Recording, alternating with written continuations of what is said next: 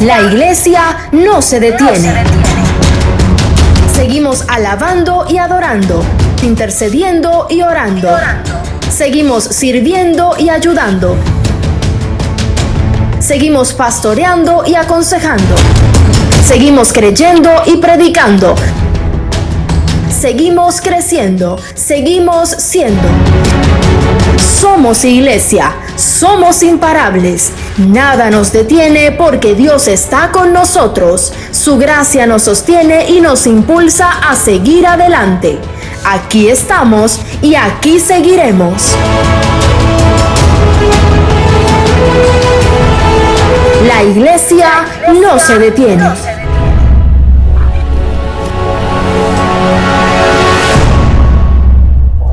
Dios los continúe bendiciendo. Qué alegría poder llegar hasta sus casas desde nuestra casa para compartir con ustedes el mensaje de la palabra de Dios. Estamos felices porque sabemos que Dios está en todo lugar. Él está con ustedes en sus hogares. La iglesia no es un edificio. La iglesia no es un lugar. La iglesia somos todos nosotros que hemos aceptado al Señor Jesucristo como nuestro Salvador y Señor, como Rey de nuestra vida. Nosotros que le adoramos en el día a día, que le servimos, aún en este confinamiento desde nuestras casas, nosotros estamos honrando el nombre del Señor y allí está la iglesia y allí está el Señor. Así que estamos felices de saber que Dios está en este momento con todos nosotros. Y quiero invitarles para que hagan un alto en las actividades de este día. Detente un momento y vamos a meditar juntos en la palabra del Dios del cielo. Quiero invitarte para orar. Pidamos a Dios su presencia, su unción, su gracia sobre nuestras vidas en esta reflexión. Padre, yo te doy gracias por tu amor. Te doy gracias por tu misericordia. Gracias por bendecir nuestras vidas, Señor, por estar con nosotros, por estar en medio de nosotros. Gracias porque no nos has abandonado. Tú dijiste que aunque pasemos por las aguas y por el fuego, tú estarías con nosotros. Y podemos dar testimonio, Señor, que esto es verdad, que esto es real. Te damos gracias porque está sucediendo en nuestras vidas y estamos viendo tu gloria en nuestras familias. Quiero rogarte ahora que vamos a meditar en tu palabra. Señor, guíanos, dirígenos y que la palabra tuya, Señor, nos edifique, nos confronte, nos desafíe y nos ayude a ser mejores. Transfórmanos, oh Dios, por tu palabra y tu espíritu. En Jesús te lo rogamos. Amén, amén. Quiero invitarles para estudiar, para mirar en las Sagradas Escrituras en el libro de Génesis. En el capítulo 3, desde el versículo 1 hasta el versículo 6. Dice, pero la serpiente era astuta, más que todos los animales del campo que Jehová Dios había hecho, la cual dijo a la mujer, ¿con que Dios os ha dicho, no comáis de todo árbol del huerto? Y la mujer respondió a la serpiente, del fruto de los árboles del huerto podemos comer, pero del fruto del árbol que está en medio del huerto, dijo Dios, no comeréis de él, ni le toquéis para que no muráis. Entonces la serpiente dijo a la mujer, no moriréis, sino que sabe Dios que el día que comáis de él, serán abiertos vuestros ojos y seréis como Dios, sabiendo el bien y el mal. Y vio la mujer que el árbol era bueno para comer y que era agradable a los ojos y árbol codiciable para alcanzar la sabiduría. Y tomó de su fruto y comió y dio también a su marido, el cual comió así como ella. El pasaje que hemos leído nos narra la historia de lo que conocemos como el pecado original. El pecado de Adán y Eva. Y todos nosotros, la gran mayoría de nosotros, conocemos esta historia. Ya sea porque nuestra tradición religiosa o ya sea porque como cristianos comprometidos hemos leído las Sagradas Escrituras. Pero ¿quién en nuestros países occidentales no conoce la historia de Adán y Eva? ¿Cómo Dios los creó? Dios les prohibió comer del fruto de un árbol que había en el huerto, y cómo la serpiente los sedujo y ellos desobedecieron a Dios y pecaron contra Dios. Decidieron tomar sus propias vidas por su cuenta, darle la espalda a Dios, y desde entonces la humanidad vive en una tragedia. Esta es la historia que las Escrituras nos cuentan de ese pecado.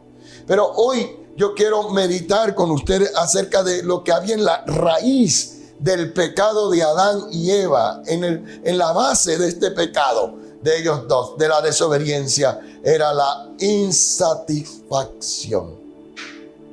Adán y Eva pecaron, pero en la raíz había insatisfacción. La insatisfacción, un pecado muy viejo.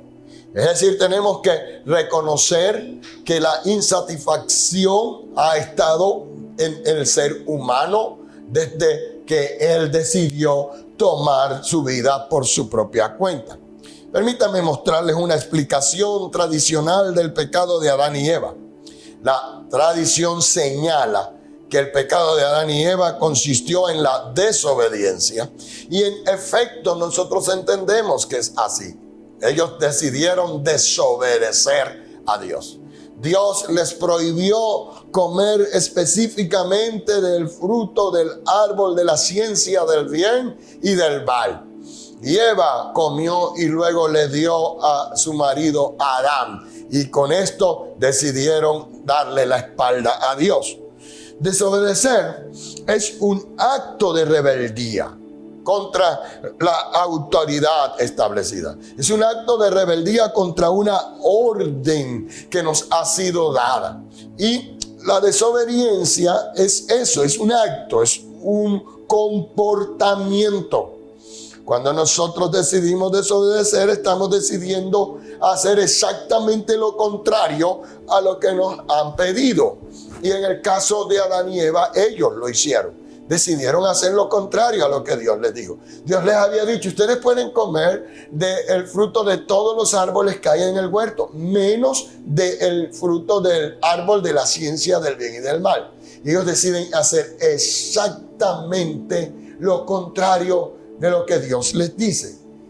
Desobedecer es acto, es decir, nosotros podemos ver cuando alguien desobedece, porque entendemos, se les dio una orden y están haciendo exactamente lo contrario.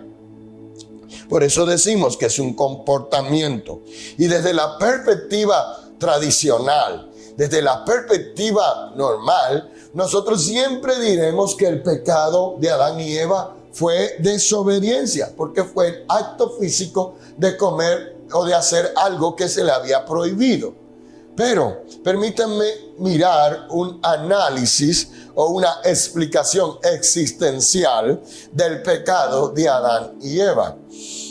Adán y Eva pecaron cuando desobedecen, pero en todo acto de desobediencia, en todo pecado, hay una dinámica propia. Hay algo que ocurre, que es primero invisible, que no es un acto, que no es un comportamiento, que está primero en el interior de las personas, que constituye un pensamiento, un sentimiento, un deseo, y eso es lo que quiero que analicemos. El pecado es el resultado de un proceso que comienza en el interior de la persona. Es un proceso que se parece al alumbramiento, se parece a dar a luz o a un parto. El libro de los Salmos, el capítulo 7, el versículo 14, dice: he aquí, el impío concibió maldad, se preñó de iniquidad y dio a luz engaño. ¿Te fijaste? Este salmo compara la maldad y el pecado con el dar a luz. Y lo que dice el salmo es que hay 3 pasos que conducen a la acción del pecado, se concibe primero la idea pecaminosa. Por eso dice, ya que el impío concibió maldad. Primero es una idea, primero es un pensamiento, y el pensamiento va tomando forma. Comienza a veces como una idea sencilla, como algo que no queremos rechazar. Es interesante que Martín Lutero, el gran reformador de la iglesia, decía: no puedo evitar que los pájaros vuelen sobre mi cabeza, pero sí puedo evitar que hagan un nido en mi cabeza. Y lo decía para referirse a eso. No puedo evitar que un pensamiento pecaminoso llegue a mi mente. Lo que sí puedo evitar es que ese pensamiento pecaminoso se convierta en una planeación, en una idea concebida, que le vaya dando forma. Y el Salmo 7 nos dice eso, nos dice el impío concibe la maldad en su mente. Se vuelve primero un pensamiento, luego se va desarrollando, y cuando empieza a desarrollarse ya le vamos dando forma. Esta idea pecaminosa, ¿cómo la puedo llevar a cabo? ¿Cómo la puedo desarrollar? Entonces vienen los sentimientos, los deseos, las emociones que acompañan a ese pensamiento profundo, y luego terminamos ejecutándolo. Y cuando lo ejecutamos, entonces hemos dado a luz el pecado. Por eso es importante decirles en este momento, cuando concibas una idea pecaminosa y le des forma en tu mente, ten cuidado, porque el siguiente paso es la consumación del pecado. Uno tiene que aprender a abortar sus ideas pecaminosas. Tiene que aprender a rechazarlas cuando llegan. Como decía Martín Lutero, no puedo evitar que den vuelta en mi cabeza, sobre mi cabeza, pero sí puedo evitar que se aniden en mi mente. Y nosotros tenemos que aprender a rechazarlas con la palabra de Dios. Lo que ocurrió con Eva fue que la serpiente llegó y le dijo algo que no era verdad: con que Dios os ha dicho que no pueden comer de todo árbol del huerto. ¿Sabe? La serpiente solo estaba estableciendo un punto de contacto. Estaba estableciendo una conversación. Cuando la mujer respondió, cayó enlazada en un diálogo que no debió darse nunca. Ella debió rechazar inmediatamente siquiera la propuesta de que Dios había dicho una mentira. No, dijo la mujer, no. Dios no nos ha prohibido comer de todo árbol. Aparentemente está defendiendo del fruto de todo árbol. Aparentemente está defendiendo a Dios. Miren el versículo 3 de Génesis capítulo 3. Pero del fruto del árbol que está en medio del huerto, dijo Dios, no comeréis de él. Hasta allí había dicho Dios. La mujer agregó, ni le tocaréis. Si ustedes leen en el capítulo 2 de Génesis, la prohibición que Dios le hace a Adán, Dios no le dijo a Adán que no tocaran el árbol de la ciencia del bien y del mal. Dios lo que le dijo es, no comeréis de ese fruto. Dios no había dicho, no lo tocaréis. ¿Por qué la mujer le agregó a lo que Dios había dicho? ¿Saben? Los seres humanos pecamos de una u otra forma cuando tomamos las palabras de Dios y las desobedecemos. Podemos pecar diciendo exactamente lo contrario a lo que Dios ha dicho, como lo hizo la serpiente, con que Dios ha dicho, no comeréis de todo fruto de todos los árboles que hay en el huerto. Eso es totalmente contrario a lo que Dios había dicho. Pero otra forma de pecar es cuando nosotros le agregamos a lo que Dios ha dicho, o le quitamos a lo que Dios ha dicho.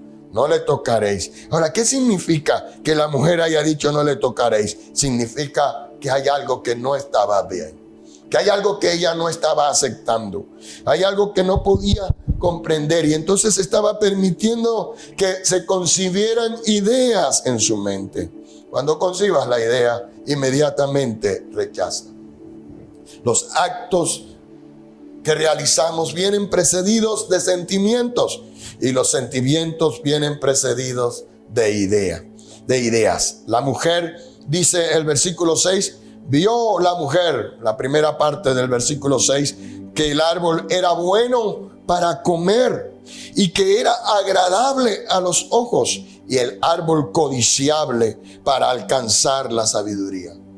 El proceso que condujo al pecado de Adán y Eva tiene 3 acciones también peligrosas. La mujer vio, codició y tomó.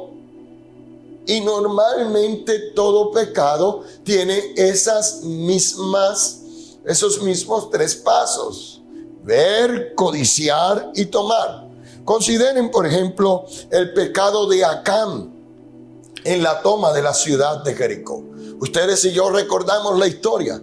Sabemos que Dios había dicho a Josué: tomarán la ciudad de Jericó. Es la primera ciudad que van a tomar de la tierra prometida. Por ser la primera ciudad que van a tomar de la tierra prometida, no tomarán botín de esta ciudad, porque me pertenece a mí, dice el Señor. Ustedes recuerdan que hay un principio en la palabra de Dios, que lo primero le pertenece a nuestro Dios. El primogénito, los primeros frutos de la tierra, el primer resultado de nuestra labor, las primicias, el primer trabajo que hacemos, el diezmo, son solo principios. Hay detrás de esos actos un principio. Lo primero le pertenece a Dios. Dios le dice a Israel: ustedes entrarán a Jericó y por ser la primera ciudad que van a conquistar, no tomen botín de allí. Pero Acán, uno de ellos, decidió que eso que Dios había dicho no estaba bien.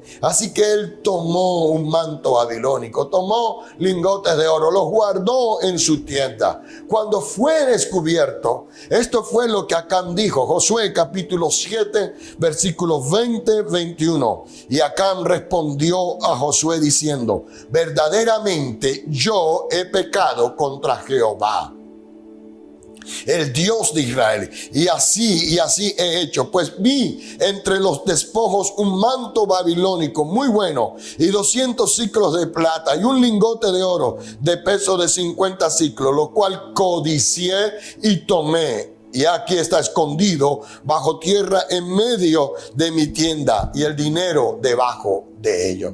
Él vio, codició y tomó. El mismo proceso en el pecado de Eva fue el mismo proceso en el pecado de Acán. Dios provee, Dios bendice, pero nosotros siempre estamos viendo algo más. Si a alguien Dios le había dado mucho, era a Adán y Eva. Eran los dueños del mundo. Dios les entregó la tierra, toda la tierra, para gobernarla, para sojuzgarla. Pero ¿saben? Les pareció poco. En la raíz de la desobediencia de Eva había insatisfacción. En la raíz del pecado de Acán había insatisfacción. No podía creer que Dios se quedara con la ciudad de Jericó y quería algo más. La insatisfacción hizo que ellos actuaran de esta manera. ¿Cuántas veces nosotros, por nuestra insatisfacción, olvidamos que en Cristo lo tenemos todo y permitimos que un corazón insatisfecho nos dirija, nos gobierne, y a veces queremos más? Antes de la desobediencia de Adán y Eva estuvo la codicia, y en la raíz de la codicia siempre estará la insatisfacción.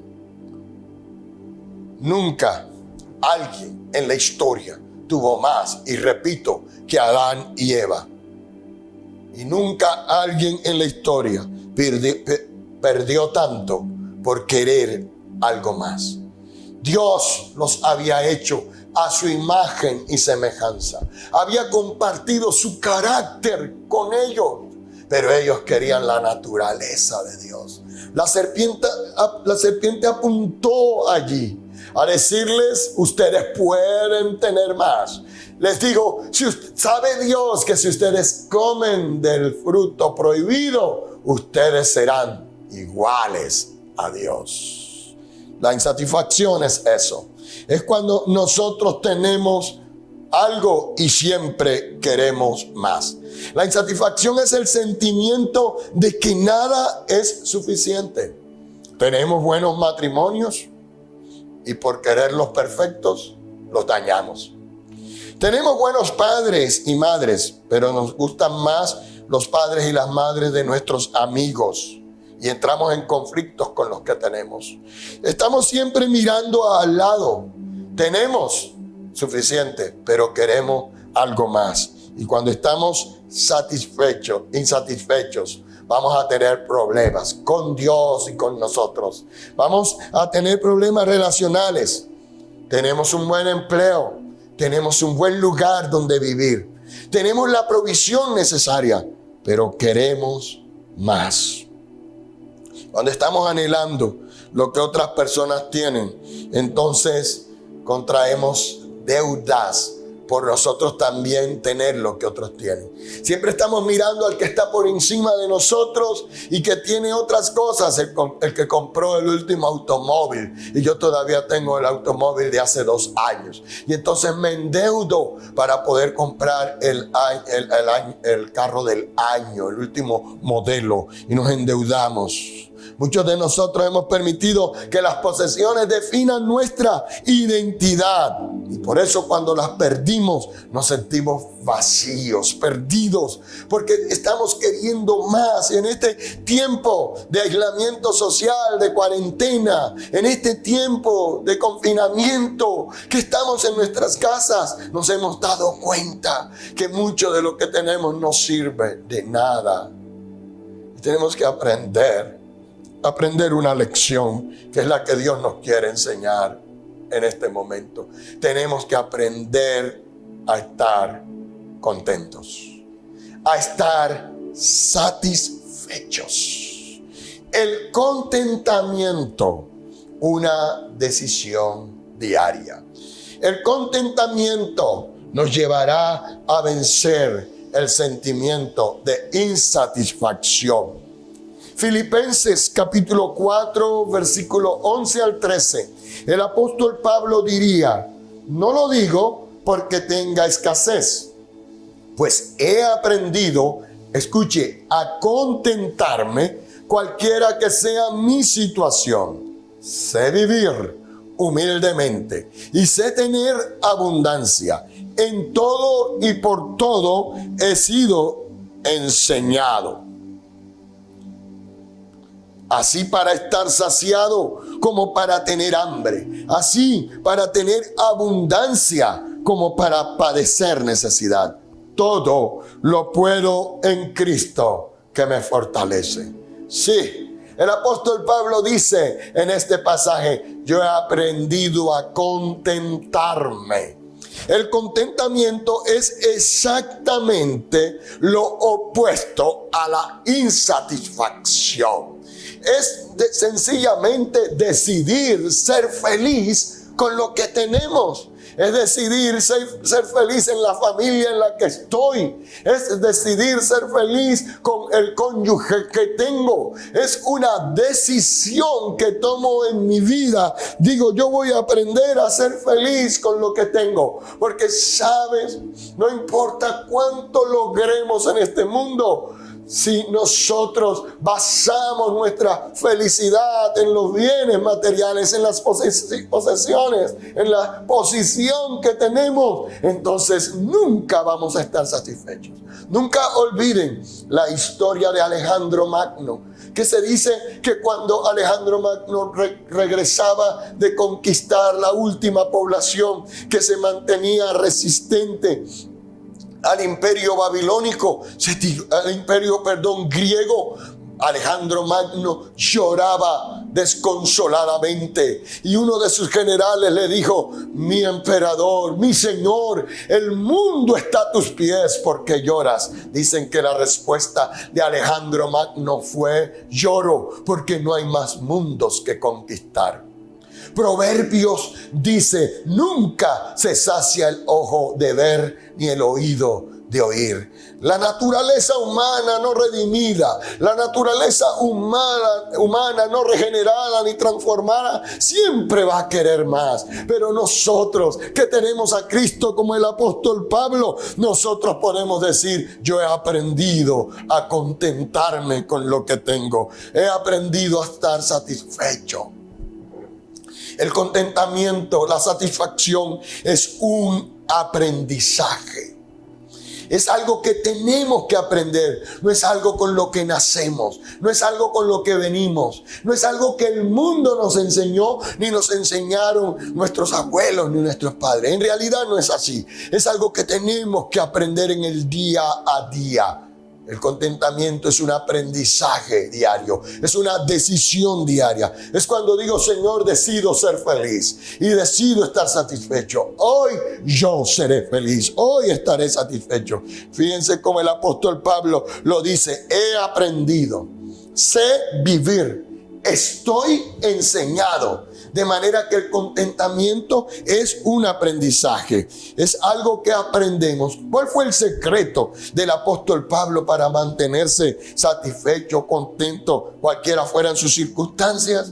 Primero, él tenía una perspectiva clara de la vida. Él podía decir, yo estoy contento porque puedo ver la vida desde la perspectiva de Dios. Me voy a concentrar en lo que se supone que Dios quiere que yo haga. Y Dios lo que quiere que yo haga es que yo ame, que yo sirva, que predique el evangelio, que ayude a otros, que haga lo que es realmente importante y significativo en la vida. Aleluya. Oh, gloria a Dios. Se concentró en predicar a Cristo, en anunciar el reino de Dios. Esa era la perspectiva que él tenía de la vida. Su perspectiva era una perspectiva eterna. Es en la misma carta a los Filipenses donde el apóstol Pablo dice, para mí el vivir es Cristo y el morir es ganancia. La eternidad es lo mejor para mí. El servicio es lo mejor para mí. Estamos insatisfechos muchas veces porque no tenemos una perspectiva correcta de la vida. Solo cuando cambiemos nuestras perspectivas aprenderemos a estar felices. Él se concentró en lo que era realmente importante. Casi siempre el deseo de más o mejores posesiones es en realidad un anhelo vehemente de llenar un espacio vacío en nuestras vidas. Cuando queremos más cosas, cuando queremos un mejor automóvil, cuando queremos una mejor casa, cuando queremos una cuenta bancaria con más dinero, es porque tenemos un vacío por dentro. Pero quienes tienen una perspectiva correcta de la vida están llenos. Pablo aprendió el contentamiento porque tenía una perspectiva correcta. Lo aprendió porque tenía unas prioridades correctas. Las prioridades en la vida de Pablo eran otras. Él se concentró en lo realmente importante. Para él sus prioridades estaban definidas por agradecer a Dios, por vivir para Cristo, por servir a su pueblo. Él sabía qué era lo realmente importante y qué no lo era. Por esa razón honraba a Dios. Y por último, él aprendió a apoyarse en el poder de Cristo. Por eso dice el versículo 13, todo lo puedo en Cristo que me fortalece. He aprendido a vivir en cualquier circunstancia porque el poder del Señor Jesús me fortalece. Oh, mis amados y mis amadas hermanas. Nuestra unión con Cristo nos da la fuerza, el poder y la capacidad que necesitamos para salir adelante en la vida. Es cuando nos mantenemos en comunión con Él, con el Señor Jesucristo. Cuando vamos a poder soportar cualquier situación de la vida. Poder vivir en medio de la humildad, de la escasez, en medio de las victorias y de los fracasos, en la enfermedad y en la salud, en la abundancia y en la necesidad. Cuando todo lo tenemos o cuando faltan las cosas, vamos a poder decir, Señor, en ti tengo las fuerzas, en ti tengo la autoridad y el poder. En la medida que nosotros contendamos por la fe. Enfrentaremos los problemas, las presiones y pruebas. Cuando tengamos comunión con el Señor Jesús, podremos salir adelante. Él nos enseñará, porque en Cristo todo lo podemos. Quiero terminar haciéndote algunas preguntas. ¿Estás contento hoy? ¿Estás realmente satisfecho con las situaciones que estás viviendo, con los que enfrentas? Satisfacción y contentamiento no significa que nos dejamos. No significa ser descuidados. Es simplemente decidir ser feliz con la persona que soy, con lo que tengo. Y agradecerle a Dios y seguir trabajando por cada día ser mejor. Te pregunto, ¿estás satisfecho con lo que tienes? ¿Tienes tú muchas necesidades o estás descontento porque no tienes lo que deseas tener? Aprende a apoyarte en Dios. Aprende a confiar en Él. Si deseas hoy tener más, pídele a Dios que trate con ese deseo. Dile, Señor, ayúdame a entender que tú me has rodeado de tu gracia, que tu gracia es todo lo que necesito en esta temporada. Tu gracia es suficiente y tú me estás ayudando a salir adelante. Ayúdame, Señor, a aprender a estar feliz. Gracias, Señor. Dios te bendecirá y te ayudará. Padre, yo te doy gracias por cada persona que me ha escuchado.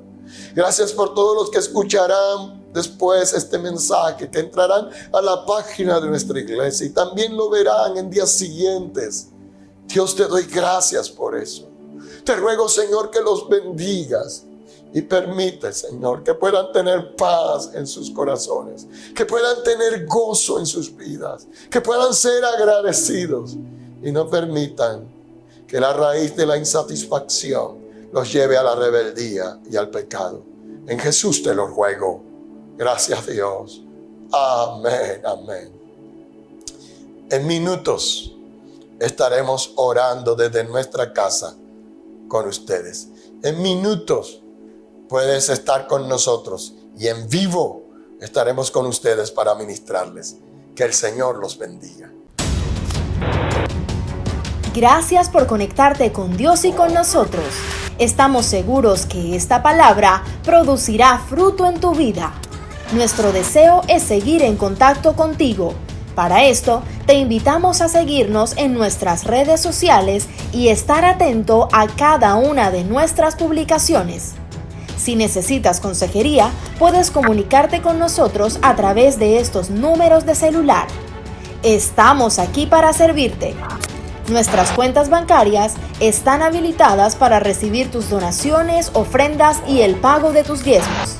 Confiamos en un Dios que bendice a quien da con alegría. En breves minutos, nuestros pastores estarán orando por tus peticiones. Recuerda, la iglesia no se detiene.